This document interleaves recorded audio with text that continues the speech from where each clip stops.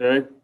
Okay. Maybe we can just do that down around in the, we want to just have that discussion 8.0, kind of the board round discussions, roundtable discussion. You good with that, Fine with Rhonda? me. Okay. We'll call it 8.1.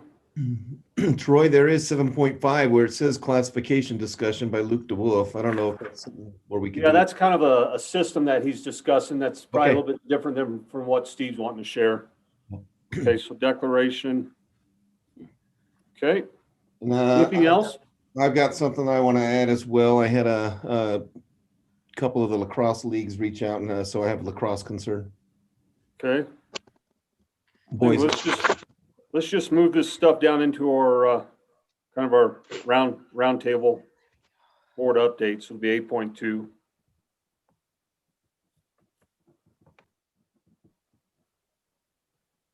Anybody else?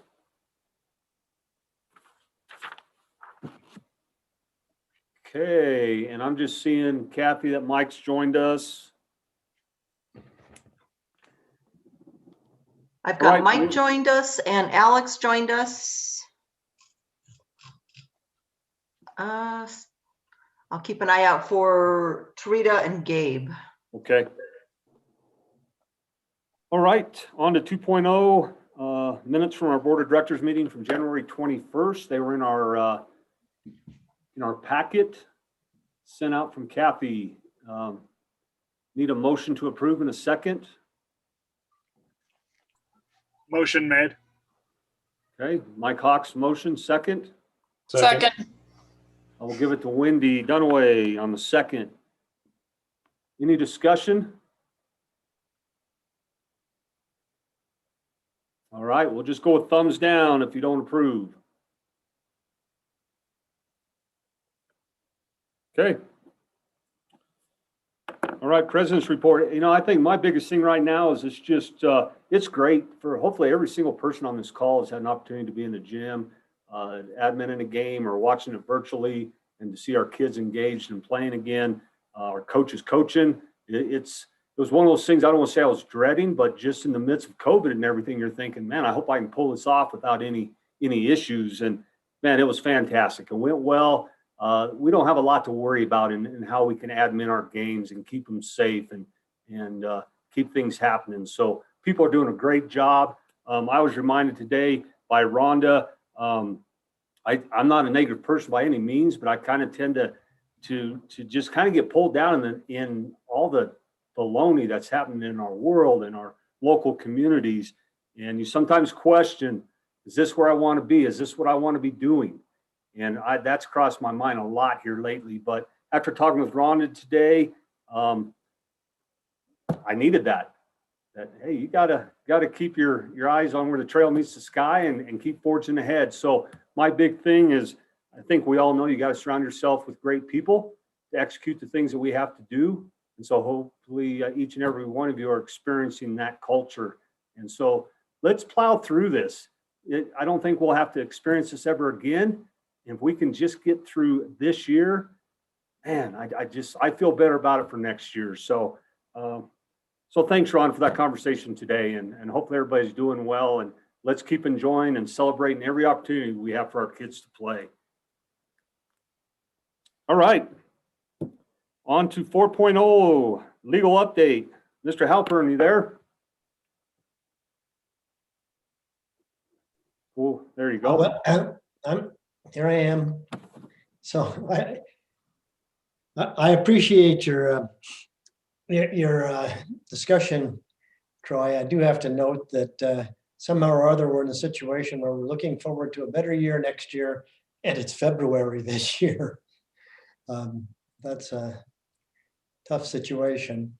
We have had sort of flurry of activity, but it's really nothing that I think requires. Nothing has happened that's what I would usually report on. We don't have appeals, we don't have lawsuits or anything like that. So that was 2 weeks that we got through with no big legal issues.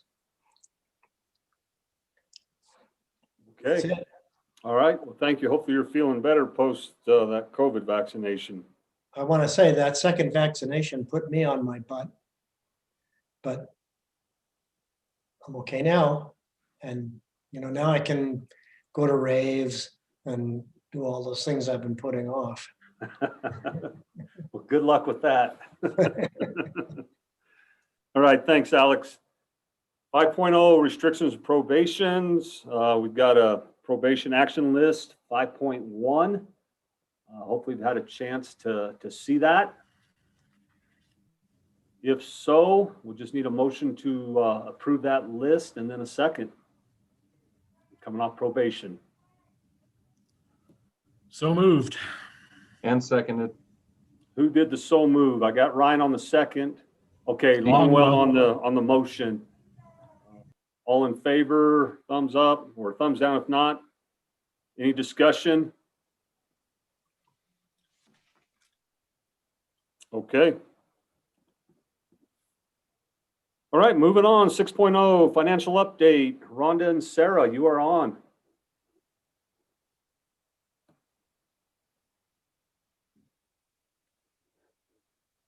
Hey, Rhonda, if you can hear, it's showing that you're not muted, but we can't hear you.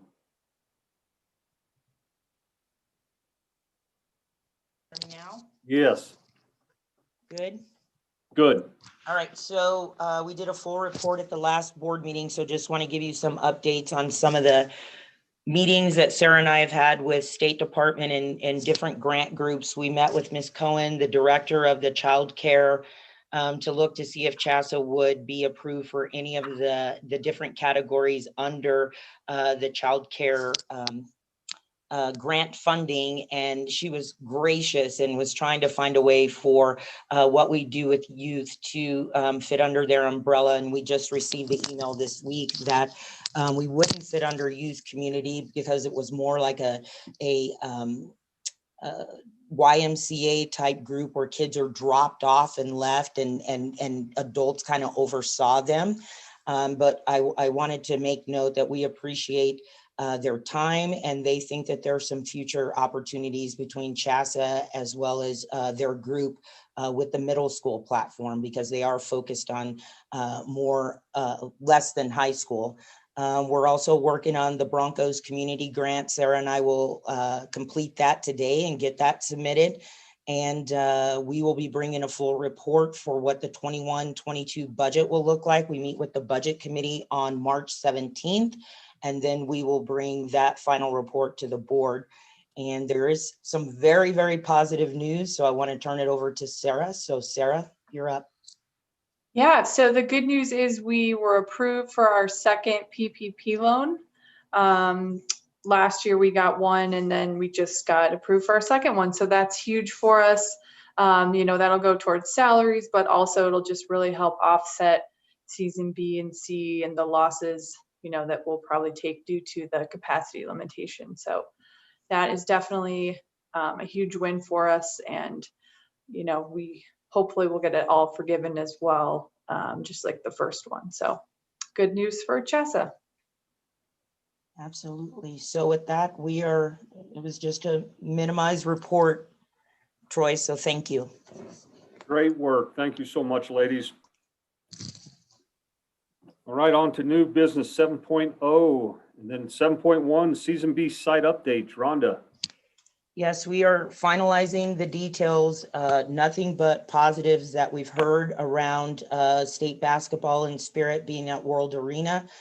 We had this conversation at the last board meeting. So just making sure that all the pieces of the puzzle are in place. But thank you to Bert and Jen in reviewing the contracts and making sure that they're going to meet the needs. We're very excited because we think that we may get a dial level opened up prior to these championships. And if that were to occur, then we would have not only the guarantee, but we would have the additional revenues from being able to have more fans in the building. So again, fingers are crossed for season B, those culminating events.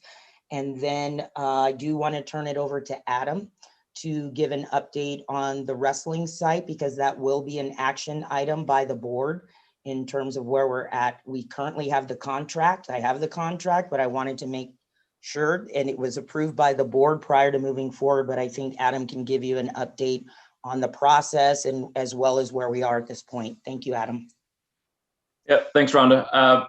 So what we were looking at is actually heading down to the State Fairgrounds Complex in Pueblo. They have what is now termed the Southwest Motors Arena. We have held regional basketball events and several events there over the years.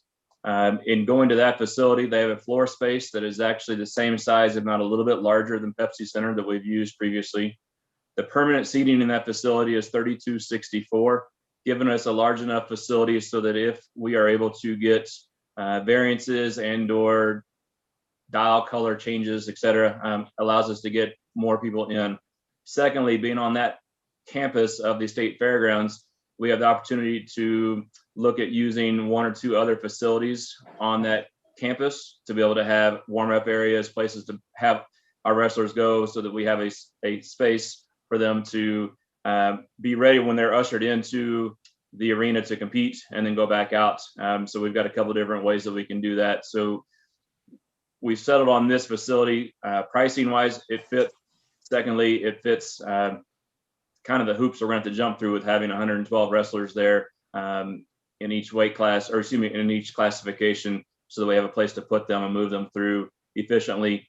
And then with spectators, if we're not able to get above the 50, which I'm hopeful we are, but if we're stuck at 50 where we currently are, it still has the spacing and the type of structure in the facility where we can usher those parents in and out, as well as with the wrestlers, so that we can make it a seamless event to put on that championship type of experience that we're looking for all of our kids. So with that, we're looking at going there. Again, hopeful that we can get closer into that 25% range with 800 folks in there. But we begin working on plans for worst case scenario. I've been working with USA Wrestling on what that could look like from their side, as well as all the way up to, could we get 25% capacity or more, and what would that look like there? So we're working two different plans, two different schedules right now as we get a little bit closer and we start really dialing in what those variances will look like.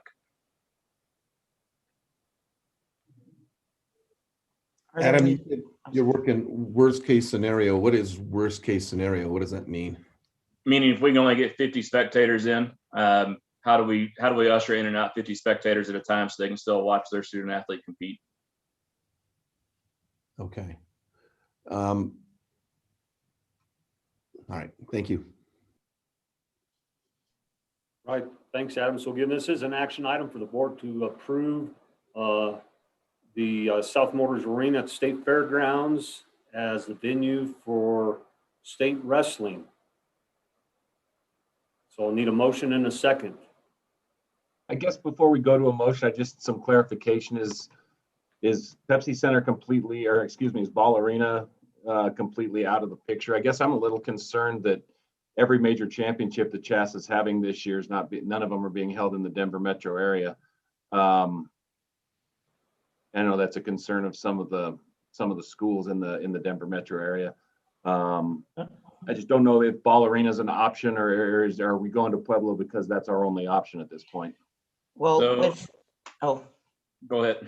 I was going to say with we didn't have access to the Denver Coliseum for basketball and or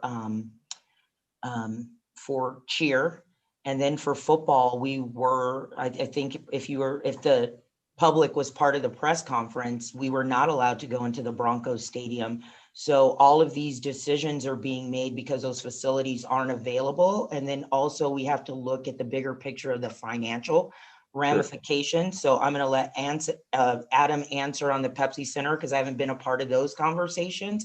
But the other three championships, we did not have the ability to go into those. So we negotiated ways to have some offset of our costs as well as some of the amenities that go with it.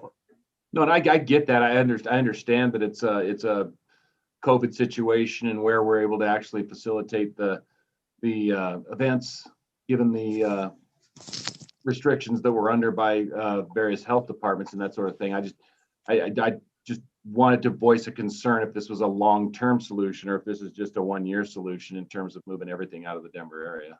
And Adam, I'll say one more thing. I think, Ryan, as we move forward, and I think we talked about this as a board, is moving forward in the recovery phase. One of the things we are going to look at, and we're meeting with the Coliseum on Friday, is what can they also give back to the association. So maybe they've been taking these events for granted, and the pandemic has opened our eyes that other parts of the state of Colorado want these events and are willing to invest in our kids, right? So I don't want to say that this is our long-term plan. We want to meet with all the Denver facilities to say, what can you do for our high school programs and to help offset that cost, right? We don't want to pay $6,000 or whatever at the wrestling tournament for just, you know, whether it's some amenities on the side when we can walk into another building, right? And be able to have the same type of event. So we are going to try to work with some of our current companies, but the pandemic has opened our eyes that other parts of our state would like to host these events and would do it in probably a more fiscally responsible way for the association. And as far as the Pepsi can, ball arena, whatever we're calling it these days, when we initially began looking at our calendar dates, they could not secure that date for us, as they did not have at that time NBA nor NHL schedules. Secondly, the facility costs on that are astronomical, especially if you're going to try to figure out how to get 50 people into that at that price point. It's just, it doesn't happen.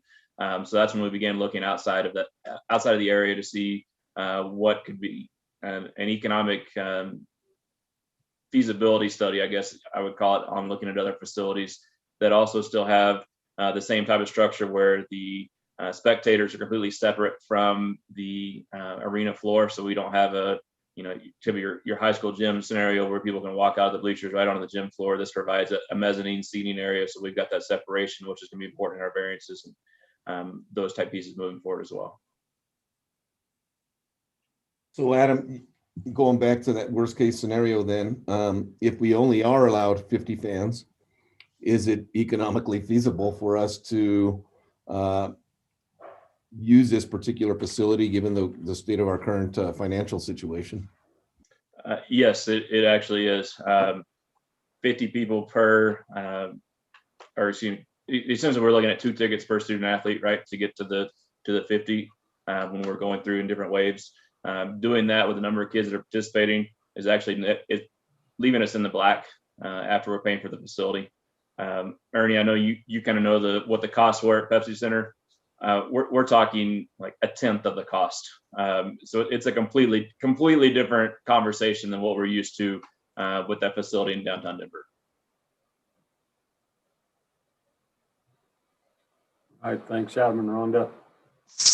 All right, so we need a motion to have state wrestling at South Motors Arena at the State Fairgrounds in Pueblo, and then we'll need a second.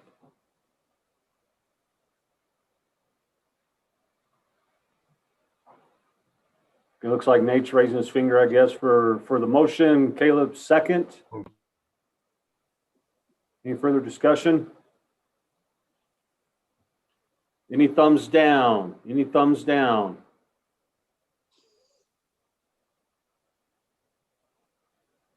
Okay, I'm not seeing any. Okay, thank you very much. All right, 7.2 esports update. Ryan. Thank you. Esports is making its push for sanctioning this year.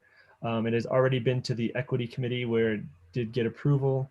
Rhonda, you'll have to help me out with budget. I think we circled back with budget, but it will be going to clock as well as sports medicine. And then if all of those approve, it will come to this group here for your consideration. We've had a few new developments. They added 2 new games, Madden and FIFA, which are, American football. And then Adam, this is for you, rest of the world football, electronically. So they're more mainstream games. League of Legends and Rocket League are wonderful opportunities. They bring a different type of kid in. Madden and FIFA are extremely popular and will probably explode within the schools. We have about 60 teams participating. We did in the fall. I anticipate 30 to 40 playing Madden or FIFA this spring as part of the pilot process. But just wanted to give you a heads up on that, which will be coming to a future meeting. And you guys will be considering the following, the recommendations of those committees, the results of a formal survey, which we did conduct, and I think it was around 85 to 90% of member schools are in favor. Cost estimates per school for the start and maintenance of the activity, safety and liability issues involved, availability of officials, which I don't think would apply in this situation, and then any additional information regarding the impact of the activity may have on the state as a whole. Happy to answer any questions if there are any, but otherwise that's the end of what I have. Okay, well, it was marked on here, this was an action item, but obviously this will be deferred to a later date where we'd be doing anything. So this is just a report. Correct me if I'm wrong, Rhonda. I mean, I think we wanted to wait until all those committees had the chance to meet, but correct me if, okay, that's what I thought. Yep. Okay. Right, good. Thanks, Ryan. Right, 7.3, ticket prices. Sarah. All right, I'm gonna go. There was a sheet in your board packets, but I'll go ahead and share my screen too. So we wanted to get approval on the season B ticket prices, and commissioners feel free, or assistant commissioners, you can jump in too if you want to add anything. So basketball, basically some small changes. The one change mainly is the state finals, moving that to $20 this year instead. There are some extra fees and whatnot with COVID and getting everybody in and out of the arena, cleaning and whatnot. So that was part of moving it up to 20. Wrestling, prices are basically the same as last year. For state, Adam looked at the ticket prices that people were paying at the Pepsi Center, including fees, and really these are basically the same prices that people paid last year. So $15 for prelims and $20 for finals. Ice hockey is pending currently because that venue, or if it's going to be held at Ball Arena or not, is pending because as Adam had said, the NBA schedule is not out yet. So Justin's kind of waiting for confirmation if the venue can even be used. So therefore, ticket prices are on hold. So we'll come back to you guys with that at a later date. Swimming for girls. This year, with how the event has to be run, we're proposing basically one ticket or pass that gets you in for $15 instead of, a per total event pass, because people have to come in and watch and then they leave and then they might come in again. So you're just paying a $15 fee. And then Spirit, this one we're setting at 10. Same kind of thing as swimming. You have to come in and watch and then you exit after you're done watching your kids' performance. So you don't get to stay for the whole session. So that's kind of the update.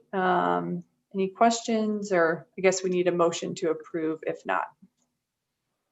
Before we get there, Adam, help me out with the wrestling piece. It has the thing for all sessions and it has 3. We're not going to be allowed to have, the normal regional tournament, right? And I'm asking because I'm a regional host this year. So we're only doing like half the weights on Friday and then the other half on Saturday. Isn't that the way we're supposed to be doing it? Yes, we're doing 7 weights on Friday, 7 weights on Saturday. So, and a lot of our places aren't even allowing spectators, period, or they're going to be capped at that 50 number, et cetera. So that was left as is from what it had been previously. I don't know that the all session pass is really a pass that is an option this year.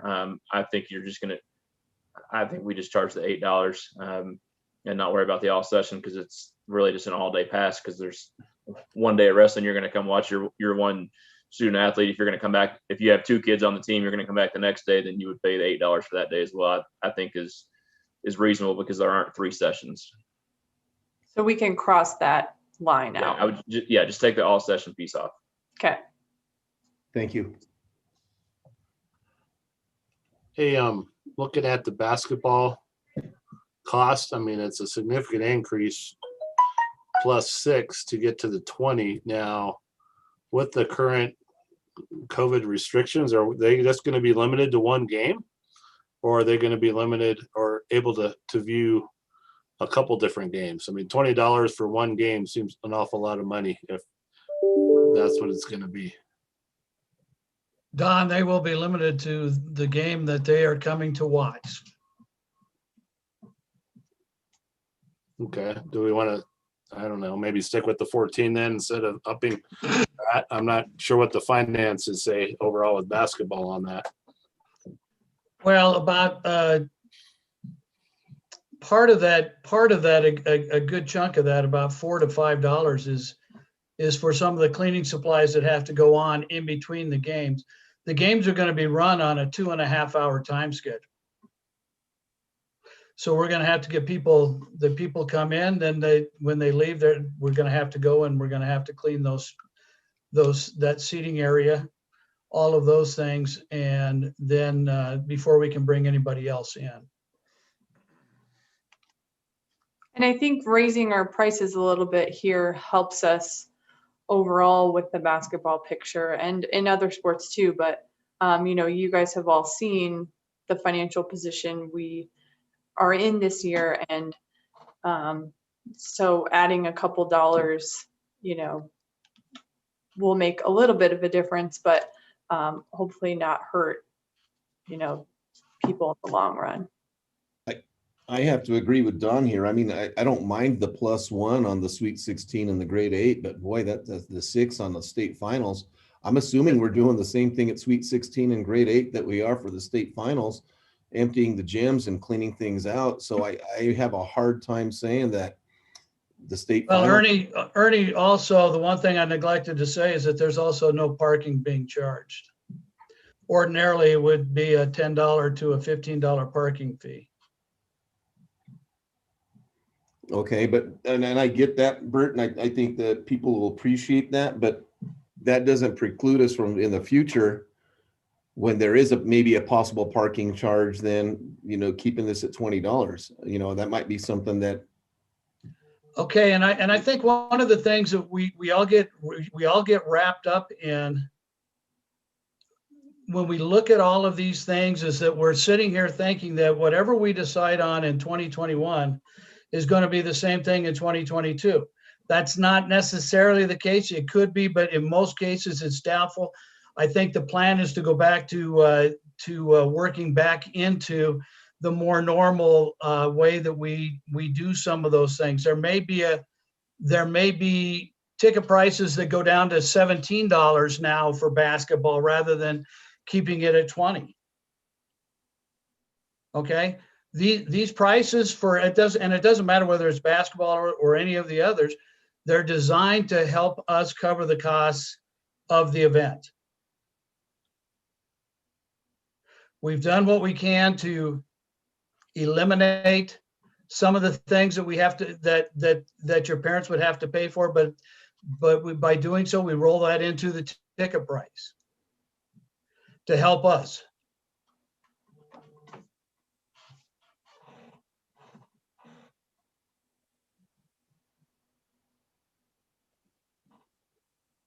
All right, any other discussion around ticket prices? So at some point we'll have, will we be approving ice hockey when Justin's able to share? Yeah, I think that's the plan. We'll come back to you with that. Okay, so for now, we're just looking at basketball and state cheer. And wrestling and swimming. Yeah. Okay. All right. So we'll need a motion to approve this in a second.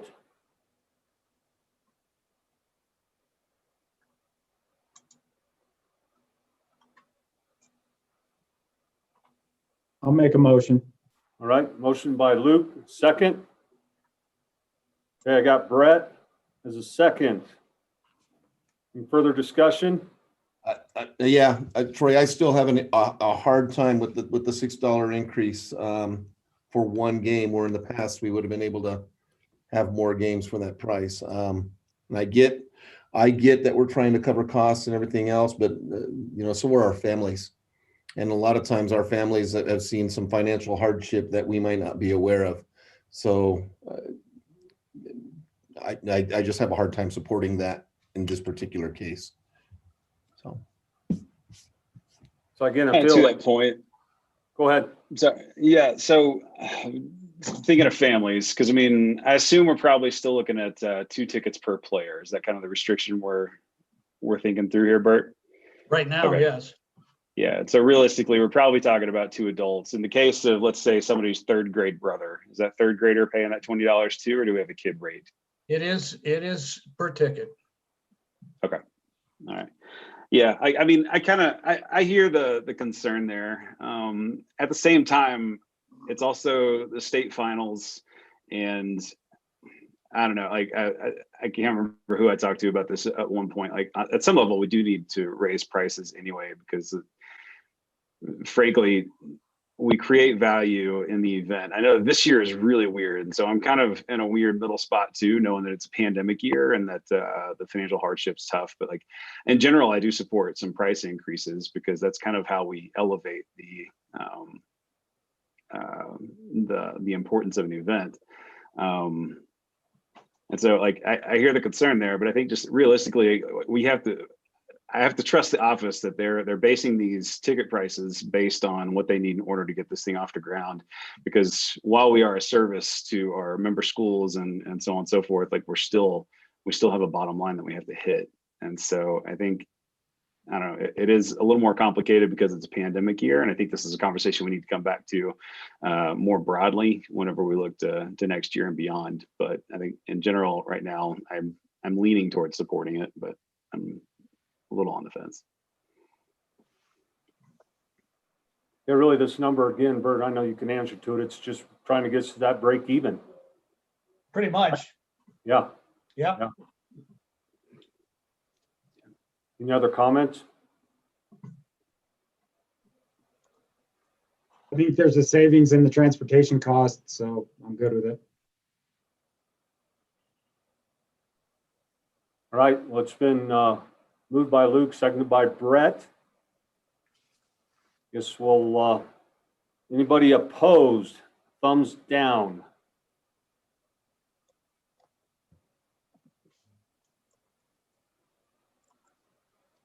I don't think I'm, Tarita, are you trying to say anything? Sorry, I missed what you said. Did you just, where were you asking? We're anybody opposed? We are voting. Opposed with supporting the state ticket price changes. Okay, I'm not seeing any. All right, approved. All right, 7.4, president succession. I sent an email out to the eligible board members for the presidency, which they are Luke DeWolf, Wendy Dunaway, Jeff Durbin, Caleb Coates, Richard Hargrove, Michael Hawks, Don Steiner, and Trita Walker. And in that email, I just requested to have a letter of your intent by April 6th to me. And then on our board meeting on May 4th, that is when the board members will have the opportunity to speak to the board. The board will vote, and then we will announce it at Legislative Council the following day on May 5th. Hopefully the names I just read off, you guys did receive that email. So if you did not, reach out to me and I'll resend it. I think I sent it sometime last week. All right. Rhonda, I just stole your thunder on that. Is that all right? Saw you were there too. Anything you want to add to that, Rhonda? You good? All right. Okay, on to 7.5, classification discussion. We overlooked this at our last board meeting. Luke was going to present, and so it is, I don't know if it's in our, is it in our packet? Okay.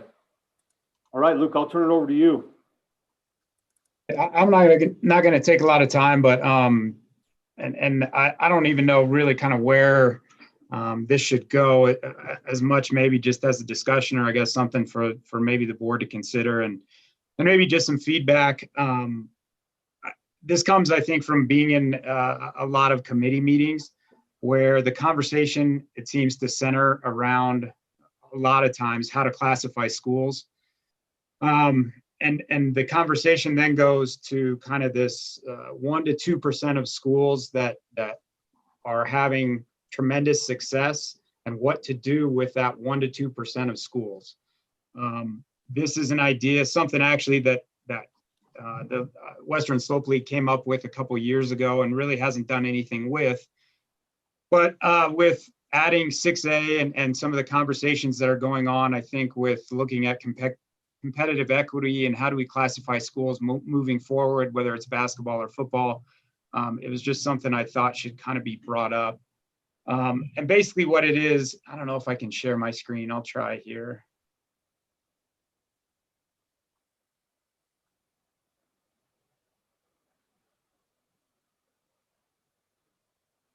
You guys see that? Yep. So basically what it is it builds off of bylaw 1500.21, and it talks about how schools should be classified, and basically gives all those different scenarios. This would be kind of one more level to that. And basically it could be used, the way it's worded now is that this may be used to help make a determination of a team's success. And basically it looks at assigning a point value to each team based on their success in the last 4-year period. So if you were a state champion, then you acquire 3 points. If you're a state runner-up, you get 2 points. Semifinal or Final Four team, you get 1 point. Teams in any classification that accumulate a success value factor totaling 6 or 7, I think is probably up for debate, or more points in the 4-year prior to the new cycle may be moved up 1 classification for that next 2-year cycle. If a school has participated in higher enrollment classification for a cycle and achieves a success factor of 1 or more points, and they may remain in that classification. So if they have success in the classification that they've been moved up to, they get 1 or more points, then they would stay up there. If they don't get any points in that new classification that they've been moved to, then they may return to their enrollment for the next cycle. So we have a path to basically move schools down. We don't really have a path to move schools up. And so what's kind of been created is that nobody wants to kind of go there. Nobody wants to take a team and move them up, because it's really objective, and I don't blame any assistant commissioners for not wanting to touch that. I think sometimes a lot of schools object to it on the basis of that we're being punished for success, that kind of argument, and they feel like they should be allowed to stay where they're at. I don't know if that's right or wrong, but I hear this argument, it seems like over and over, whether I'm in league meetings or whether I'm in these classification meetings. And this would be a pathway to move those schools up that have substantial success in these classifications year after year after year, and does allow for a more concrete, transparent way in which assistant commissioners could may move schools up. And I think it takes away the argument of, what is success? It outlines it. It tells you what it is. If a school has this level, this number of points, then they're allowed to move up. I did present this to some district athletic directors, and their only feedback was that it shouldn't say may. So I underlined may, that this could be used, and it may be used as basically a tool by assistant commissioners to move schools up. The feedback I received from some pretty large school district athletic directors was that it shouldn't say may, that it should say must, that you must move up if you acquire this many points in that given cycle. So I don't know if this has any value. I'm curious as to whatever, what feedback or thoughts you would have if this has any value. If it does have value, I think it might be worth moving forward. If you think it's just a path that maybe we don't want to go down, then I'm not in any way, shape, or form married to this. But again, I just think that there needs to be a pathway if we're going to keep talking about this, about how we're going to move schools up. versus just this conversation that seems to go on and on and on and on. So Luke, based on this presentation, if I'm at a school that gets moved up because I've had good success at my current classification, does that mean that the bottom school, whatever that is, by number, by performance, gets moved down? I don't have that in here, but I think that'd be a point we'd have to clarify probably.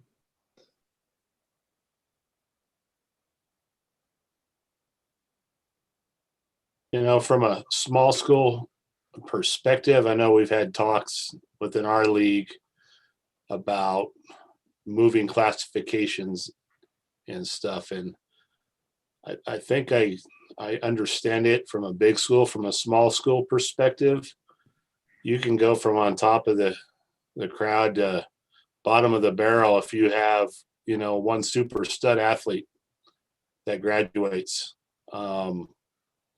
You know,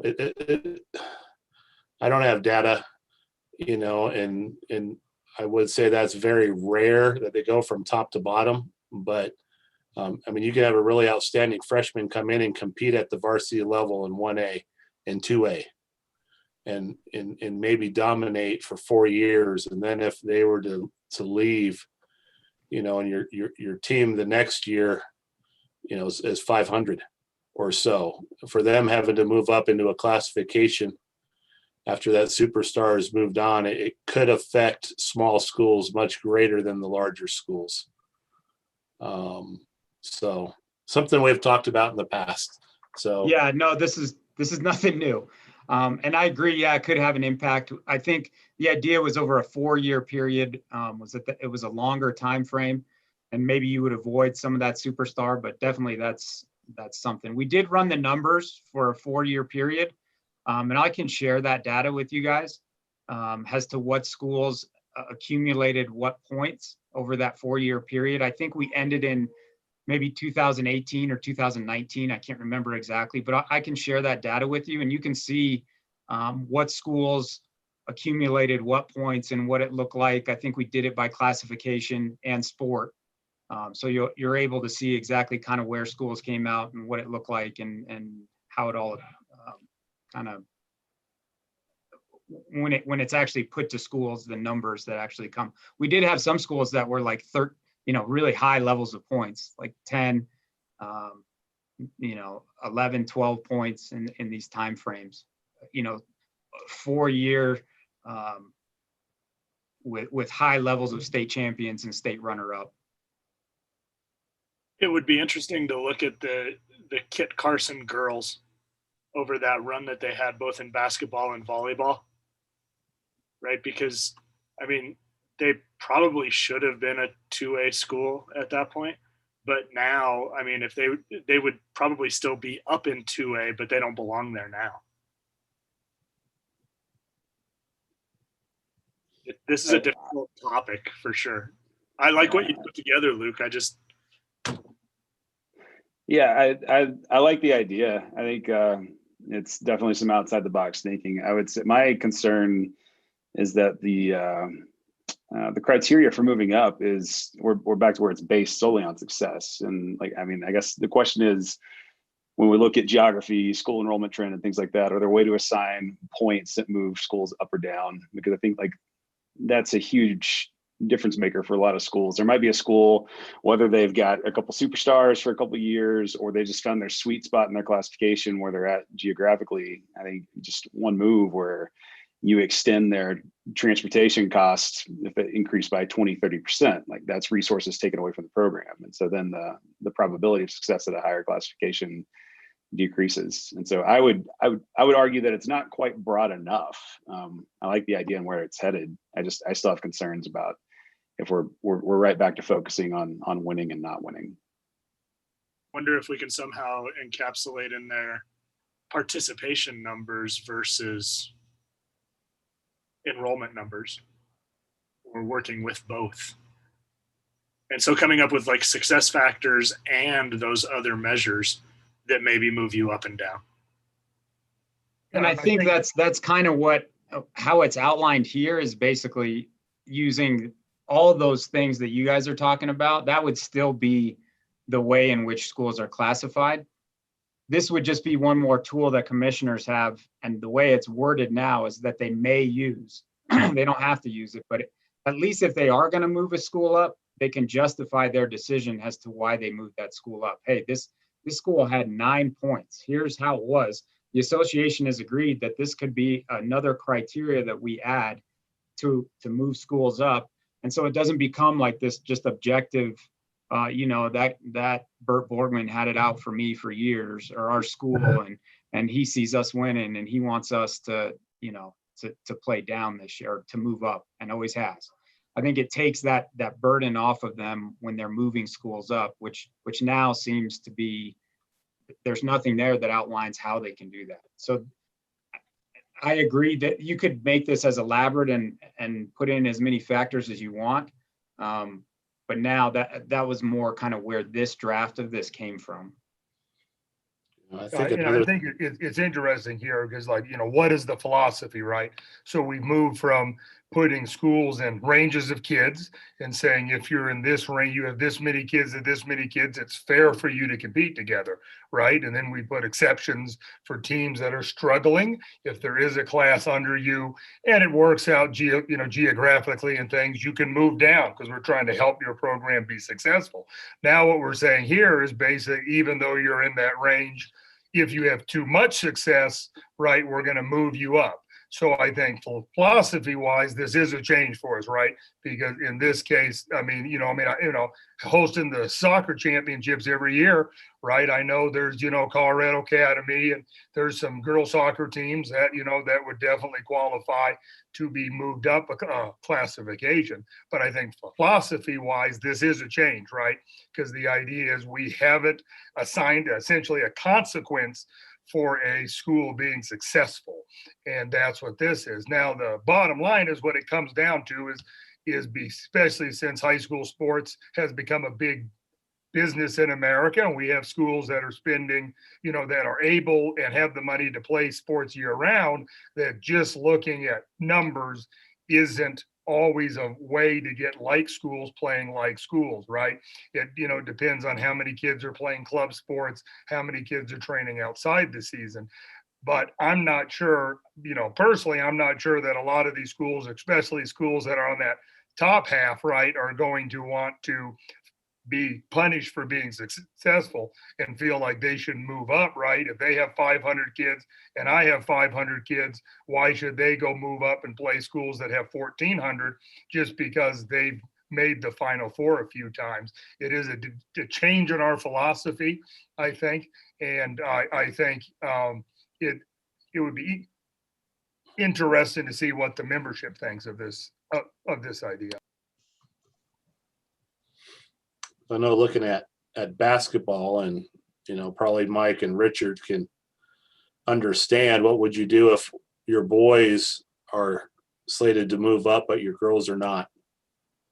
Because in small school 1A, 2A, we play same night, boys and girls together, and our scheduling is done with boys and girls together. So if my girls suddenly were doing really good and my boys weren't, I don't think I'd want to go and take my 3 and 16 boys to go play Yuma if my girls were competitive. And so that could increase people's transportation budget by having to travel separate places same night or different nights if you have to double that. So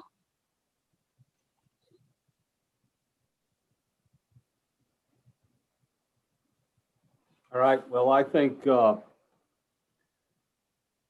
might, Luke, you could share some of that information, and this just might be a great conversation for a future board meeting, or really even the retreat in August when you guys all get together. Probably a good discussion to be having then. So you good with that? Yeah, no, I appreciate the time and thank you guys. If you have any other thoughts or ideas or whatever, just let me know, but appreciate the time and everybody's feedback. Thank you. Hey, sorry, Luke, what's the hope with this? Like, when are you guys trying to get something rolled out to present to membership? Is it something you're trying to get for this next cycle, or is this just a work in progress? I think it's just a work in progress. I think it's something that just needs to be, we just need to, more than anything, maybe have a discussion on. I don't have any real agenda with it.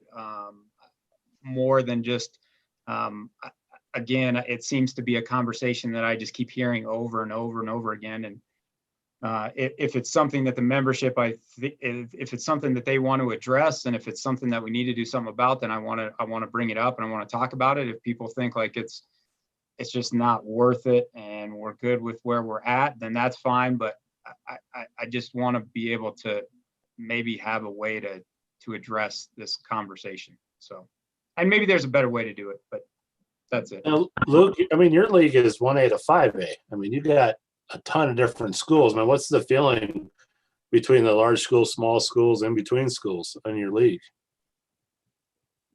I mean, I think our league was unanimously in support of this kind of idea. They're the ones who really came up with it, and schools kind of within my league really kind of fine-tune this.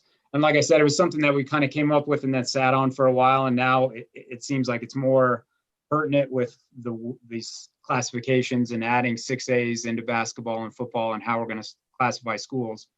But I think we talked about that, and it's a good point that, you could have schools that their girls and boys would be in different classifications. I think our schools are okay with that. I think a lot of our schools already play in multi-classification leagues or play each other a lot non-conference wise.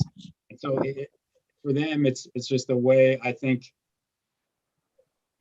to look at maybe having more competitive equity in these classifications where you have schools that year in and year out are dominating that higher level. And it just seems, we're talking again, like 2% of the schools. I mean, that's what it comes out to, 1 or 2% of the schools, depending on the sports, but it takes up 70 or 80% of the conversation time, it seems like, about what we're going to do with these schools and why they keep winning and how do we make sure that we have this competitive equity. So that was, I think, the league's thinking. Yeah, I think that conversation's a lot different when you're looking at basketball, maybe compared to soccer. In the 3A boys soccer classification, or what is it, like a private or charter school has won, who knows, last 20 years in a row or something like that. So. Yeah. And I think, I think every sport's a little bit different, but there's definitely sports that I don't think there's any sport, that we looked at in that 4-year time frame in our data that didn't have schools that start to get close to that 6 or 7 point number where they're just having a lot of success for year in and year out.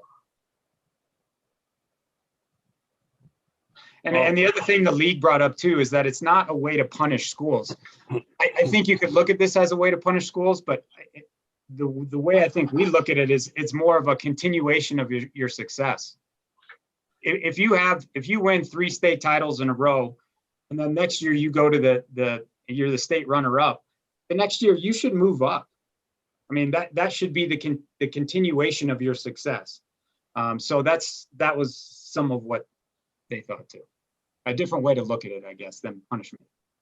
Well, I can guarantee you that schools that get moved up a classification aren't, I think it's easy for those of us that aren't hosting the state trophy above our head would say it's not a punishment, but I think schools that do win the state championships aren't going to see that as a reward. And I think, that's just what I'm curious about, right? Because if they do have the numbers, if they're working hard and they're having success, with the system we have, it would seem like they'd be able to stay. So, I don't think there's any way the schools that are moved up are going to see this as anything but a punishment for being success. And I think it is a great conversation. Even from my first term on the board, we were talking about how we classify kids. And I think this conversation goes, again, farther beyond just looking at who won state championships, looking at that free and reduced lunch number that we've talked about, right? Looking at the amount of kids that can afford to play club sports. You know, some of the rural areas, there are no club sports there for the kids to play, right? So having them play even like size schools where the kids are able to play 70 club basketball games a year puts them at a disadvantage. So to me, Luke, I think this is great to talk about, but I think it's so complicated, and I think we've only touched on just a small percentage of it, right? And at the schools I've been at, you know, I mean, some schools, kids have to work to pay the bills. Other schools, you know, I mean, right down the street from me, there's schools where none of the kids are helping their families pay their mortgage.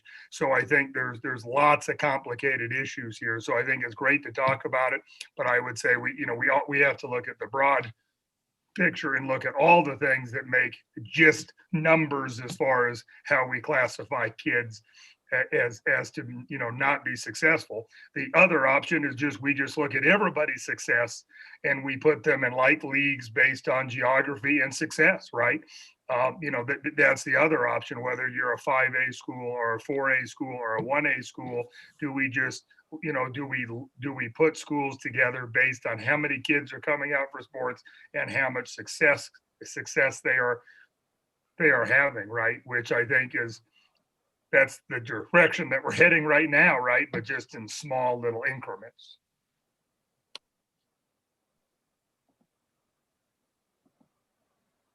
Okay, well, Luke, I think guys have you've paved a good foundation and have some future discussions around this, and we appreciate your group's effort in starting this conversation. Yeah, thank you guys. All right, moving on to 7.6 bylaw additions. Bethany. Okay, great. So in your guys' packet, we took a stab at trying to clarify the bylaw that we had talked about the last couple board meetings about the presidency succession. And so if you guys could just take a look at that, give us your feedback, see if it reads cleaner than it had in the past. Really, it was our goal to take out that Q&A interpretation and put it into the bylaw. And just to more specifically outline who is eligible to run as board president. So I'm happy to entertain any comments or suggestions on how to improve this.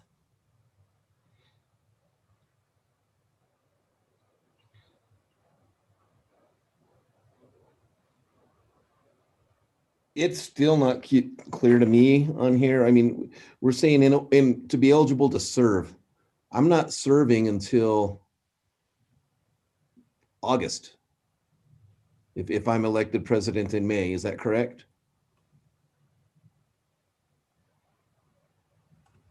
So it's the progression into the presidency. So this is the person who's eligible to run for the president. So you serve. The candidate must have completed 2 full years on the board and be in their 3rd or 4th year of their term. So you must complete 2 years. And then it's not about being the president.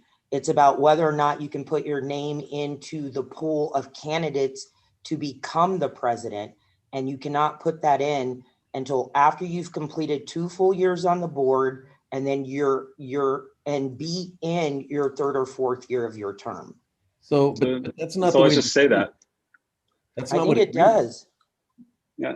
So I mean, that's what we talked about last meeting. Like that's the gist of what we're trying to go with, because we're following kind of the historical precedent. So let's just say that. So to be eligible to run for president of the High School Activities Association Board, I think it's a pretty quick fix, and then I don't think that leaves any confusion. Yep.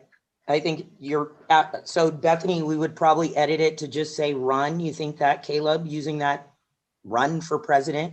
you guys like run or to be nominated, to be eligible to be nominated?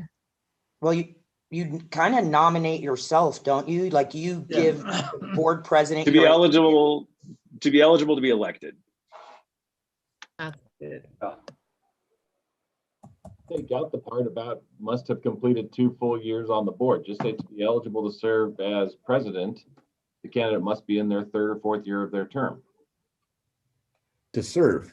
This is where I'm coming back to what the language is that says now, and I'm not trying to be difficult here. What I'm trying to figure out is You know, if we're looking at it historically, based on the language that I'm seeing, you're only eligible if you're in your 4th year. Your 4th year would be the only time that you'd be present. You could be nominated in your 3rd year. You take over in your 4th year. Am I wrong in that based on the language that I'm seeing there? It's saying. No, Oh, go so ahead. you can be elected. You have to be in your 3rd year in order to be elected. Like, I think we're saying the same thing here. Well, but So that's yeah. So okay, but then that's the only year that I could do that, because after that I'm no longer on the board. And I'm just gonna say what I think, and then Alex can chime in, or Bert. You have to be on the board for 2 years.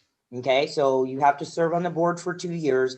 And then if you're in your 3rd year, you can put in your intent to serve as a president, and you would serve your 2 years. And if you're in your 4th year, you can put in your intent to serve, and you can serve your 2 years. And so that's the additional piece that Bethany added to the bylaw, but it really is saying you have to serve 2 years. So no matter what, in order to be eligible to be, or to run, or to be elected, or whatever the terminology we determine, you must have served 2 years. So even if you come in and serve and finish out someone else's term, you have to have completed 2 years on the board, and then you can put your name in the hat either your 3rd year or your 4th year. Okay. So I think Caleb's fix with the wording put that in place for us, but I'm not seeing that confusion, but Ernie, please chime in. You can be in your 3rd or 4th year on the board after completing 2 years to be the president. Okay. To be eligible as the president, to be eligible to be elected.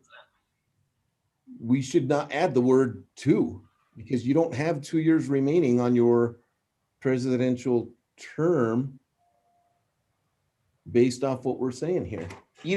But you can't even put your name in the hat if you don't complete 2 years. You're not eligible. I get that's the intent of what we're trying to say. But if that's the case, then 810.5, we're adding the proposed language is to add to the words "or to." You can't have 2 years remaining if I'm not eligible to even be nominated or to put my name in the hat until in the middle of my 3rd year. Yeah. But correct me if I'm wrong, that the presidency is 3 years. Is that correct? No, it's 2. 2 years. Okay. So let's just walk this through. I I've think we added the could get rid language of to be eligible to 810.45. be elected. So I think that clarifies: to be eligible to be elected as the board president, they must have completed 2 full years on the board and be in the 3rd or 4th year of their term. So the first year that they would be president, like Ernie said, would be their 4th year of the term. It's 2 years, so there'd only be 1. So I think that I need to take out the correct, I think that we just don't need to even touch 810.45, and we can just leave 800.62 as amended with that language. Yes. Is that correct? Yes. Because technically you have 2 different roles. You're serving as a board member for your term of 4 years, but then if you're elected in your 3rd or 4th year, then you serve a 2-year term as the president. So it's like 2 different positions on the board. So I think that does confuse it. Like, you have these remaining on the board, and Ernie's right. You're still a board member, but you're serving a different role as a president, where you have 2 terms or 2 years or a term of 2 years. Okay, it's been updated. So right now I'm just going to copy into the chat the amended language, and I deleted the other 800. Bethany, just to be clear, because I'm looking at what's in our board packet. So basically you got rid of all the bold underlined stuff in 810.45. Yes, I just took that out of the proposal altogether and just admitted that there needs to be no changes to that. Okay. So the other question, I guess, what I'm going to ask, and it's probably for a broader discussion for later, maybe after our election, should we consider that if you get elected president, that you aren't representing your district? Because now if you're president, Troy, I think it does not get a vote unless it's a tie-breaking vote. Is that correct, Troy? Correct. Correct. So if you get elected as president, should your league then, if you've got 1 year left on your original term as the district representative, do we want to consider that district put somebody in for that term so that district's still represented by a vote, and then the president truly does have a tie-breaking vote? Well, that district would still have a vote if that president is only in their 4th year and serving the 1st year of their presidency. Okay, so they would have it. And then when that president goes, when that president's term is up as a district representative, then the new representative coming in represents them with the vote, and the president goes into the situation that Troy is in, which is he votes only there. I don't see that as a confusing piece here. Now, if you are going to set everything up to where the president is going to be a completely separate position from the district, then you may want to go the direction that you're talking about, Ernie. But then that goes away from what historically has happened. Doesn't make it wrong. No, it doesn't. Doesn't make it right, doesn't make it wrong. And then the other thing that I want to say there, Bert, that's exactly what I'm talking about, because in the case of Troy's 1st year of his presidency last year, if he was still representing his district at that time and we had a tie vote, there was no way to break that tie, because he's already voted and he can't vote twice. So Correct. That's why I'm just saying that it might be something that we want to consider. Yeah.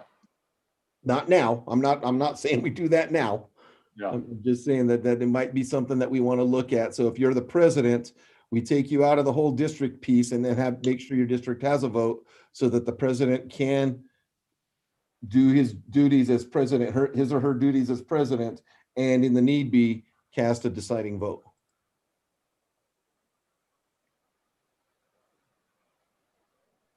Okay, well, with this being an action item, Yep. Bethany, do you want to reshare exactly what it will read, how it will read? I did put it into the chat. Did everyone see that? Oh, okay. Go ahead and take a moment and read that. And Troy, it's just a thumbs up, thumbs down if we want to move it forward for the Legislative Council packet. Right. Okay. Thank you guys for your help with this.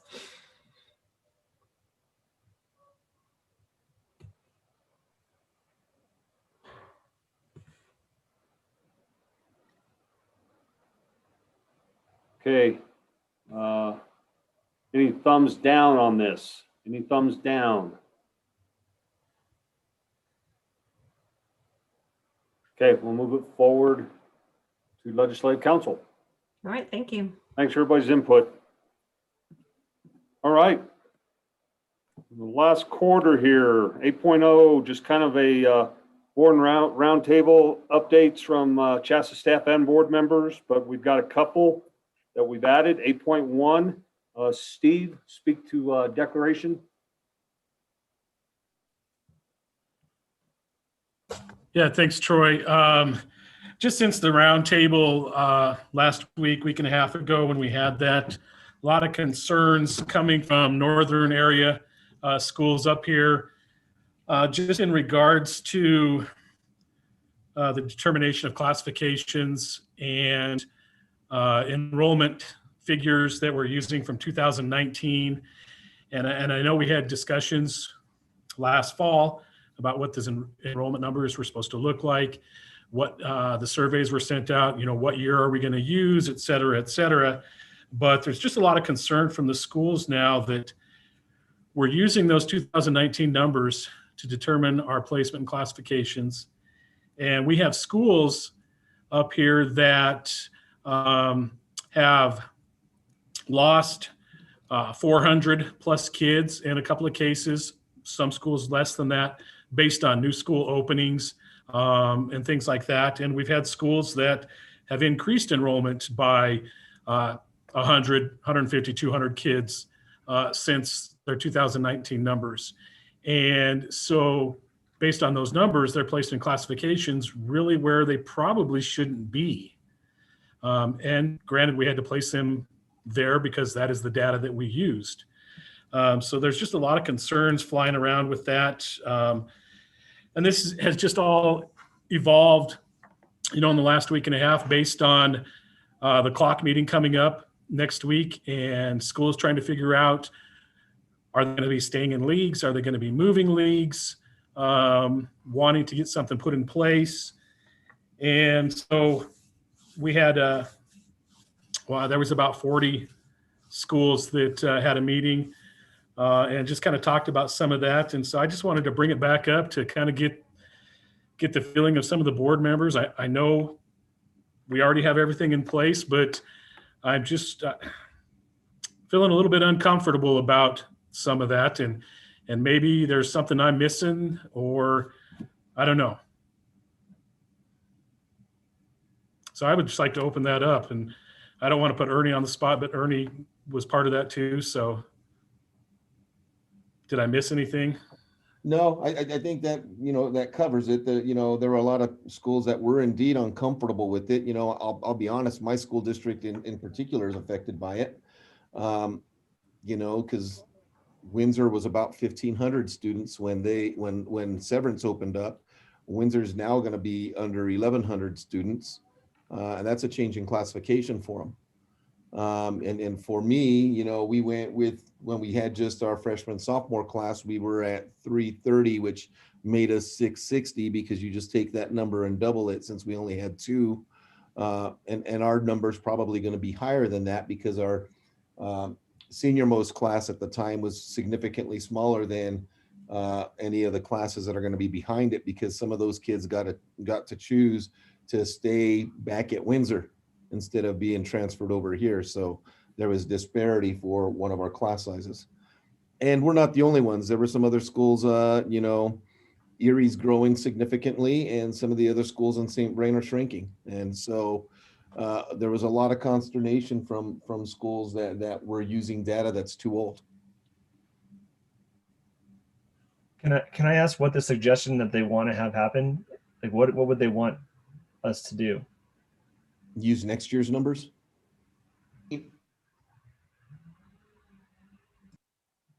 And I mean, that was brought up, yeah, to use 2020 numbers, and, right, wrong, whatever, and I know we have things in our bylaws that say we were supposed to use numbers 18 months out. And, but in a sense, we didn't. We used them, we're going to be using numbers from 2019. Granted, I understand it's COVID. We've got to be flexible and adaptable and everything else. But yeah, that was brought up by these schools, is to use 2020 numbers. Yes, and I just want to be clear that based on reaching out to the membership, we did do a full survey. Ryan sent a survey out with every one of those bullet points that are causing some concern at this point, right? And the membership voted to use the 2019 numbers. There was a certain geographical area of the membership that did vote against it, right? And I'm asking the staff members that worked with Severance, or maybe some of the other schools that didn't have 4 classifications, some of the things that you put in place. But again, Steve, I would feel uncomfortable, I guess, now having this conversation after the work that the staff has done, after it's gone out to the membership, and they all did have a voice in it. But I'm just putting that out there, because we would be taking some huge steps backwards now to start having a conversation when that survey did go out. So Ryan, chime in, or any of the staff, because I didn't work specifically with the school numbers. To be fair, Rhonda, I think that survey showed that we didn't have a clear majority one way or the other. The 3 options we gave were 30 to 36% of respondents were split between the 3 different options we gave. I'll let Ryan speak to the survey. I do want to just also say this seems to happen. I'm not saying this is specific to this situation, but this seems to happen every single clock instance where teams see where they're placed and all of a sudden their enrollment changes. We can't have that this year because we got the numbers directly from CDE, which I think is wonderful and it's great. that's set in stone. Everyone has the exact same playing field. You can't change your numbers to change classifications. I don't really know where I'm going with this, but if we were to change numbers, it would literally be, okay, delete the spreadsheet, start over. Like that would be, nobody could use any of the work they've done, and it would be starting from scratch. I understand that completely. And I'm, like I said, I'm voicing the concerns of the schools. But I guess one added component to that too is schools are placed where they are. That's fine. That's understandable. But there is a concern also with the clock committee, in that if these schools do come to appeal, are they going to be listened to? And is it going to be just a numbers game, or are all the factors going to be taken into consideration? And I know what I would like to tell them, that, yeah, we'll consider everything. And I would think that history's shown that the clock committee definitely takes each one of those. I mean, I know we go in front, we give our spiel of where we put them and why we put them there. And then the clock comes in or you would come in, represent yourself or whoever you're representing, present it to the clock. And I saw several of mine, I'll just speak to mine, that were either overturned or, kind of in the favor of the school. And again, we sit down obviously with our process and we go through based on the numbers. And again, whether the survey came out 36 or 30, there was a clear way that we were going to go based on where we did this survey or this membership. And so at this point, I really think that it's not about any of us redoing the work. We want to do it right. But I think we went through the process, found out how we're going to do the process, did the process, and the process continues. That if you really feel that you have not met or that you haven't, you want to be able to go to the appeals committee because you haven't got your specific needs met, I think that process allows there. And I just think looking, and Adam, maybe you could speak to this because I know Adam is sat directly on the clock committee, but truly, I think they really do take the time. I mean, it's a 2-day process just to go through all of those. And I really felt like they didn't take my side because I said one thing, or they didn't take somebody else's side because it was a specific school. So history to me shows that the process works. I want to follow up on that, just on the appeals process. If you go to the appeals process, I don't take it personally to have, where I placed a school or something, place them down or something like that. I did the best that I could to get them in the right classification based upon 1500.21. If it doesn't work that way, there's an entire committee that really has a lot of experience behind them that will make the decision that did I do it the right way? Did I not do it the right way? And if I didn't do it the right way, then we need to move them into a different classification. And I don't, and that's, and I get it, Steve, that we're not talking about personals or anything else. I'm just saying we're all operating on the same playing field. Right. And I'm not disagreeing with it at all, Bert. Yeah. I mean, obviously I've been on the clock committee. I understand, and I think we've done a pretty good job with considering case by case scenarios. And I know, Bert, I've worked with you on the softball just this year, making sure we place schools down where we thought they needed to be. Yeah. But again, just as a representative, I wanted to make sure that I expressed the concerns of my schools. So, and just with that, I wanted to get clarification too, because I have people asking me, and I thought we had decided this in the fall, but I couldn't find it. As far as next year, the 2021-22 school year, are we considering that the second year of the cycle? Is that what we decided? Yes. Okay. So if that's the case, how are we doing schedules? What's the either recommendation or the mandate coming from CHSAA then? Are we flipping this year's schedules and doing that, or are we flipping what our original schedule should have been, or are we not flipping schedules? That's where a lot of the concern is people aren't understanding how do we move forward. Go ahead, Adam. I saw you shaking your head, so I'll turn it over to you.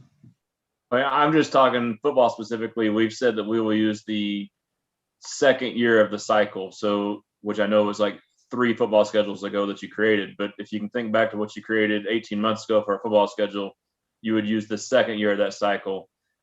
In some cases, those teams did play in their COVID leagues, and in some cases they did not. And so we are going to just essentially zero out the COVID schedule, go back to the original schedule, and play year 2 of that schedule. Yeah, I would I think ditto that's that what we're sentiment. doing in all of them.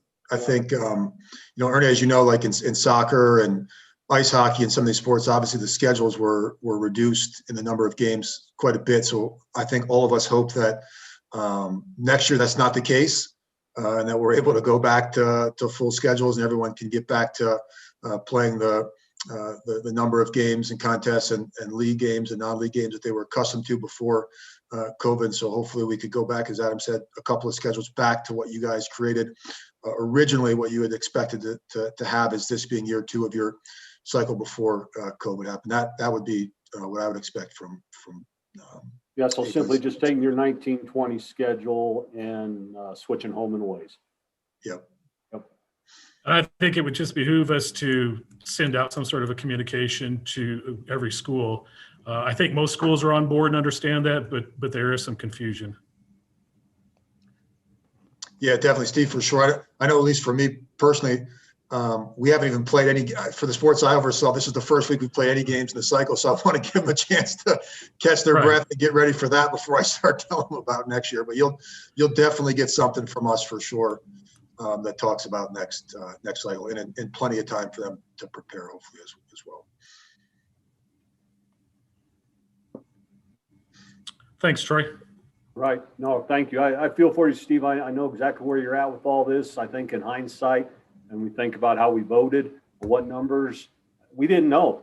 We didn't know what kind of impact that was going to have. And in hindsight now, I wish I was looking at the 2020 numbers or 2021 numbers, just because of our situation. So we're all unique. It is what it is, but I've got some battles to be in the future here with some appeals. So, all right. Thanks, Steve. All right. 8.2 lacrosse, Ernie.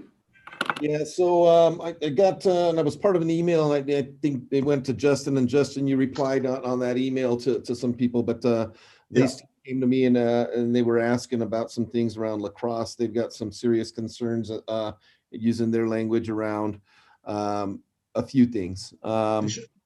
So it's a list of things. I'm just going to read down the list and we'll go from there. So forced scheduling is not happening in most other sports, including girls lacrosse. An example, when CHSAA said we could play an additional 2 basketball games, an indoor sport, we all quickly scheduled whomever we wanted with no travel restrictions.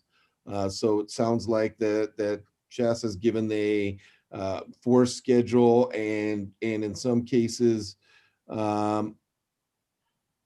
that they're being, one case I heard that 10 games, 60% of their games are against 2 teams where they're playing the same team 3 times twice. So that's one thing they have. Some teams need to schedule out of conference teams for competitive games. Playing the same team 3 times is setting everyone up for possible bad blood and chippy behavior amongst those teams, particularly in boys lacrosse with sticks. Right now we're at 10 games in 6 weeks. We can do that, but the postseason schedule could be condensed. And here's some recommendation, basically. End of the regular season on June 9th or 10th. Play the quarterfinal games on June 11th or 12th. Only 8 teams make the postseason anyway. Those that don't make the postseason have an opportunity to attend showcase recruiting events that weekend. Semifinals on June 15th, 14th or 15th. Championship game on June 16th or 17th. The Denver shootout is June 18th to 20th. So all the kids would be able to participate in that particular showcase. So Justin, before you go, can I ask a question? So is it about, Ernie, I'm just trying to get clarification. So bringing this to the board what is the expectation? Like, are they asking Justin to make changes to the scheduling or his playoff format for lacrosse? Are they asking for a change in the calendar? So I'm just asking, what are we discussing and what would the board be asking Justin or CHSAA to do? Well, can I just talk about earnings? I know you're talking about the schedule was laid out. Can I explain just kind of the reasoning behind that first? Just and then as far as the schedule, I guess I'm confused on that. So one, I mean, I've actually spoken with the director of the Denver Shootout, and they've created a high school division for that event in July. So as far as the date in June that would potentially be a conflict with the current schedule we have, like there's already been a workaround for that. And I've spoken with Rod Allison, who helps to run the Denver Shootout. And so they've made accommodations just like baseball clubs have, soccer clubs have. And so there will be a high school division for the Denver Shootout in July to accommodate obviously the change in the COVID schedule for lacrosse. So I feel like we've addressed that concern. Okay. I hear you. I hear what you're saying. That's maybe that word hasn't gotten out to the ADs. They don't feel like that's been addressed in the way. Yeah, and it may not. And like Ernie, we've got like that email that I replied to. We've gotten probably like 10 emails a day from parents asking, hey, can you change the lacrosse schedule because we've got these showcases. And like I said in the email, like Adam and I have done our homework. I mean, I called the guy in Virginia that oversees lacrosse, and he about laughed me off the phone when I told him about these showcases. He says, "Oh yeah, they're going to have a high school showcase without Maryland, Virginia, and New York. It'd be like having a football showcase without Florida, Texas, and California. They're not going to do it." And so most of them have changed. The showcases have moved to July. We've got confirmation that they're moving July. If they haven't done so, they're going to do so, or they're going to be playing showcases with no teams, because every lacrosse playing state across the country is offering their state championship either after hours, June 26th, Virginia, I think June 19th, Maryland, New York, I believe, is the same weekend. We're the Tuesday after the 19th. So those showcases aren't an issue. They've been moved to July. And the clubs realize that they're not going to get the high school players because they're all playing lacrosse at the state association level. And just like all the other club teams have done for those sports, they're making the accommodations around us because they know that's where the players are going to be playing, like they have for 100 years. Okay.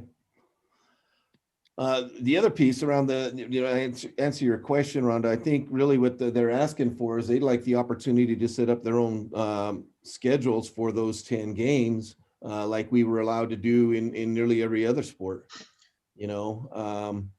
Football, we weren't forced to see the same team more than once. Now some may have chosen to do that when they lost other games. But there was one AD in particular. He said, 60% of my games against two teams doesn't do me any good when it comes to, trying to give these kids the best opportunity. And Ernie, let me just clarify the one thing. And I explained that with the leagues. They can adjust that within their league however they want, as long as they're playing the schools in the league. So for instance, like I scheduled, let me just give you one example because I talked to the league. And this is why it was done. But like, TJ, Thomas Jefferson and Littleton will play, a more than one game against each other, Ernie. And I told them, I put that out for you guys because it makes the most sense because of geography. If you want to say to me, Justin, I don't want to play them that additional game, I'm going to play Pueblo, the Pueblo school in our league and play them instead, you're more than welcome to do so. But lacrosse is different from the other sports as far as the league makeup. It's not traditional leagues like basketball and soccer and some of those things. And so speaking with athletic directors and leagues, I had some superintendents call me at the beginning of the year that had a great deal of concern about the fact that they would be playing essentially a schedule against not one school within their own school district. They'd be playing additional games outside of their league. They had concerns about that with COVID. They had concerns about the number of schools they would potentially see. I had coaches and athletic directors contact me that were concerned that, hey, with the reduced number of games, the different sizes of leagues, the makeup of leagues, that we're going to be left out to dry and we're not going to be able to find these non-league games. And so Ernie, I just addressed all the concerns for lacrosse. You didn't see that same scheduling for soccer and some other sports because it wasn't needed. It was needed in lacrosse. We've had, speaking with other state administrators like New York, their state health association deemed boys lacrosse a high-risk sport. They're not going to let it happen right now. And so I saw the need to, when doing a variance as well, to say, hey, we're going to be reducing the number of schools that we play. We're going to stay within the league. We're going to have these health, use some of these safety modifications that we've got at our disposal to try to keep people safe. So I've got a lot of people than just one league to answer for when putting together a schedule for a sport like lacrosse, which is about as unique as it gets, just with the makeup of the schools, the number of teams, how the leagues are made up. And so I did what I thought was best for the association and best for the sport. And I'll be honest with you, Ernie, if the biggest problem that we have is that two schools have to, I'm not going to name any schools, but if two schools have to play each other a couple of times, but those kids get a chance to get out and play their sport and don't have to wear a mask, and we can have about as close to a normal season as possible, but maybe you play a couple of the same teams multiple times. You know what? I'll answer that, and I'll be happy. I'll sleep well at night knowing that I did what was best for the kids, what was best for the sport, and we got a season in, and that's what's important to me. So Justin, I'm going to respectfully disagree with you. And I'm going to say this, it's not just one league that's reached out to me, it's two.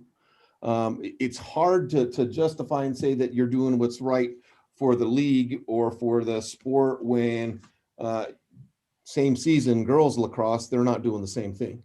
So if we were doing this across the board, I would agree. But that's not what's happening across the board. For one, Ernie, they didn't. Hold on, some of the other states didn't. Some of the other states didn't deem girls lacrosse high risk like they did last time, and I allowed that to happen, and I'll let you finish. Please let me finish my piece. Okay, thank you. So I understand what you're saying when you're saying that you're staying within leagues, but you admittedly said yourself that these leagues are not traditional leagues. When you've got Cheyenne Mountain playing in the north, and you've got Air Academy playing in the Foothills League, which is, again, the northern part north of the Denver metro area. When you're saying that you're staying within the league, you're not staying within a geographically small area. So why not allow these schools to play a school that may be closer and it just happens to be non-league? I think that's the frustration that these ADs are talking to me about. So, and again, I don't have a dog in the fight. I'm representing what. Yeah, and I'll be honest with you. I've spoken with those ADs on multiples. Like I spoke with Justin Carpenter at Erie, Ben Peterson at the Holy Family about this. I reached out to Chris Roberts at Cheyenne Mountain and Blue Anderson at Air Academy about my concerns that I had with them. Having those are the leagues they were placing. They were okay with the travel, and we were okay with the fact that because they're just playing within that league, that they're only going to see a certain number of schools throughout the year. So there's less risk for exposure. And I did allow schools in Colorado Springs to play their non-leagues in Colorado Springs because of that additional travel with those schools. Just the fact that because of the way lacrosse is built out, those were the leagues that they were placed in. But at the end of the day, like I said, we did what was best. I've spoken with the schools in the Northern League. I've spoken with the schools in the Foothills League for 4A. I'm not really sure what else more I can do. Again, my main concern, and I didn't mean to cut you off, Ernie, but like I said, when you bring up boys and girls lacrosse, they're not the same. Adam's got different concerns than what I had. Speaking with other state associations, that girls lacrosse, like I was trying to say, was not deemed high risk, whereas boys was. So when we're trying to get a variance that's approved where we can have a season as close to normal as possible, yeah, I took a couple of extra precautions to make a schedule and to again satisfy a lot of needs from a lot of different parties, not just. So I apologize, I said one league, two leagues, where they had a few issues. And again, at the end of the day, everyone's going to be able to get out on the lacrosse field, play a season, hopefully have a culminating event if everyone can stay safe and we can get through it. And if we have to make some accommodations for 1 year, I guess I'm just having a hard time understanding why that's going to be such a big issue. But all right, last thing I'll say, and then this was another concern that they had is that there was a little bit of frustration that the boys lacrosse committee was not consulted on any of this. So, I don't think, first of all, I did speak with the chair of the committee. I brought in all the committee doesn't need to meet to discuss. They're not in the conversations with CDPHE. They're not in the conversations around what's going on. They don't understand all the issues. I don't think any sport had a committee meeting to decide how their season was going to be put forward. I can see Bert shaking his head. Didn't happen in basketball. And so the fact that the committee chair happens to be from one of the leagues that's upset, maybe they felt like they should be able to hold some kind of a committee meeting to tell us what we're going to do. And that just wasn't going to be the case. Well, now I'm speaking personally, because I do have an issue with that. I mean, on page 16, when I'm looking at the CHSAA committees, it talks about each year outstanding personnel are asked to contribute their expertise and time to serve on various standing committees of the Colorado High School Activities Association. These people, chosen for their expertise, dedication, and leadership in activities administration, are invaluable to the overall coordination of numerous activities and programs of our member schools. Responsibilities of standing committees cover the spectrum of meetings, recommendations for procedural and rule changes, evaluation, and ongoing programs that serve as a liaison between local activity administrators and the CHSAA office. So to me, there's frustration on my end and from some other people that I've talked to that, we have these people that we say are the experts that we're supposed to be serving as stewards for our sports, and they aren't being talked to. Mike Jacobs, Mike Jacobs might not, and I did. It's just, to me, it's just a frustration. So that's all I'm. Okay, Ernie, I get, but Mike Jacobs, who's the chair, and I did speak. Larry Bull on the lacrosse committee did spoke with his superintendent. So I did speak with lacrosse committee. I had COVID modification committees for every sport. Mike Jacobs was on it. Every sport we had people on these committees. I met with each sport. For lacrosse, we met for multiple weeks. Okay. Again, I'm telling you what's being, and Mike's one of the ones that I'm talking to, Justin, just so you know. Oh, I know. I know. I guess, there's no frustration. I guess if there's any frustrations coming out, I guess I'm just not, I guess I don't quite understand. Because we did talk. I had COVID modification meetings for every sport that met over multiple weeks. We talked about a lot of things. Mike Jacobs and I talked about the schedule. I talked to Larry Bull about the schedule. So I guess, sorry, I apologize. I'm confused. I spoke with Justin Carpenter and Ben Peterson back in probably July, August, somewhere around that time frame. I can't remember the exact timing to kind of give them some explanation, some background on what we were doing, why some things happened. And so I guess it just seems to be, I don't know. I guess, sorry, I guess I don't have a word for it. So.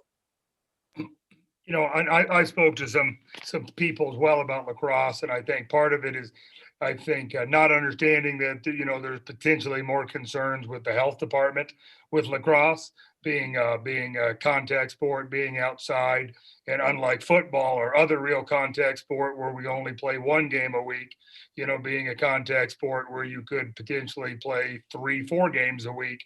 I think understanding that's where I was able to schedule non-league basketball, but we're wearing masks, or we're able to play baseball, which is less contact.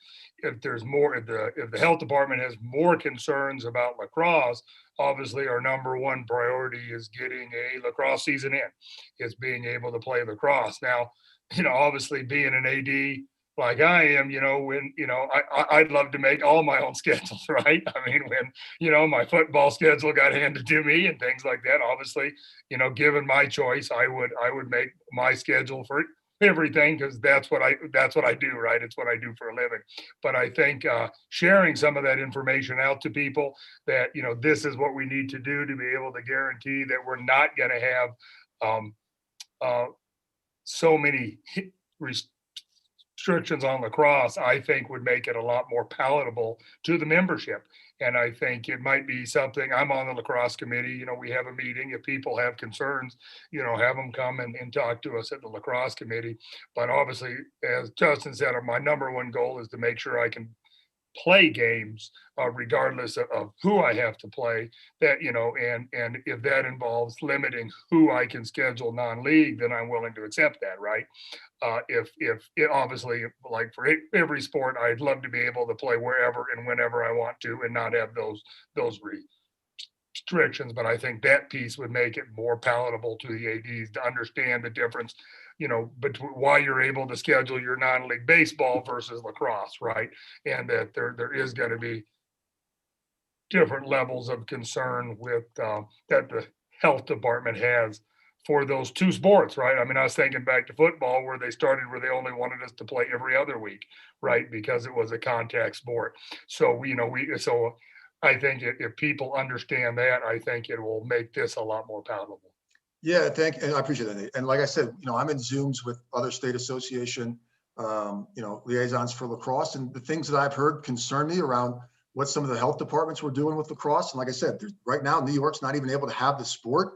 And so, the decision was made, and I felt like I did talk to enough people, Ernie.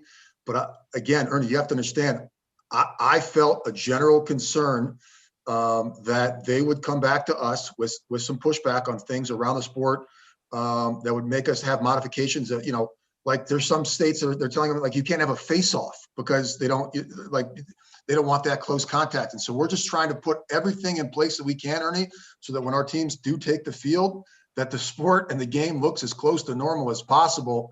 And I apologize, I'm not going to apologize. I try to do what was best for the sport, and I can't please everybody. I took a lot of, concerns from schools, from superintendents, from other state associations that I was hearing what they were getting back from their health departments.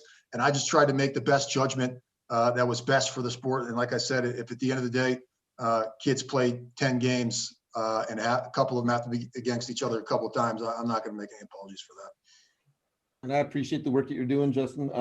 I will say that it frustrates me a little bit to hear that you're listening more about what's happening with other states and their. No, not more. Just I am listening, but not more. But I don't care what the other states and their state health departments are saying, because I only answer to Colorado.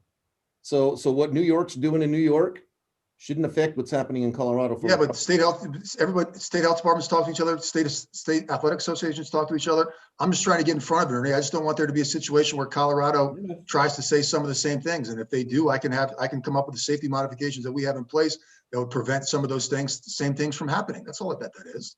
Well, but you said stuff like, they're not being able to do, you weren't able to do face-offs in other places. I mean, other states aren't doing any sports, right? So I guess that's where my frustration is. I hear what you're saying. I know, I sat in your seat. I know when we're talking to other people, other states, to know what they're doing. That's a good thing. But still, when we're talking about state health, I care about what Colorado State Health is saying, not anybody else's. So thank you, Justin. I appreciate what the work you're doing. All right, we have anybody else, CHSAA staff, board members, anything else you'd like to share or bring up? We completed our first virtual state championships this past weekend. They were for speech. It was the small school festival on Friday and Saturday. And so that was a pretty cool experience to do something entirely virtual. And that's really my only update.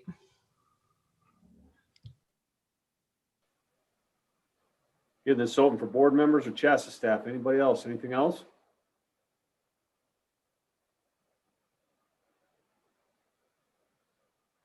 All right. Well, I guess not. So for those of us that have games to admin, we can get out and get set up. It takes a little extra doing, but I'm one of those. So, all right, there not being anything else, need a motion and a second to adjourn. Sorry, real quick, just to make sure calendars are good. When is our next meeting scheduled for? Our next is April 12th. So there's no March meeting? No March meeting. April 12th, we moved it to adjust for state testing. And I think it's 9:30. Thank you. Somebody, CHSAA staff, correct me if I'm wrong. That's what I have, Troy. Okay. All right. Right. Need a motion second to adjourn. I motion to adjourn. Seconded. All right. All in favor to get off this meeting? Thumbs up. All right, everybody take care.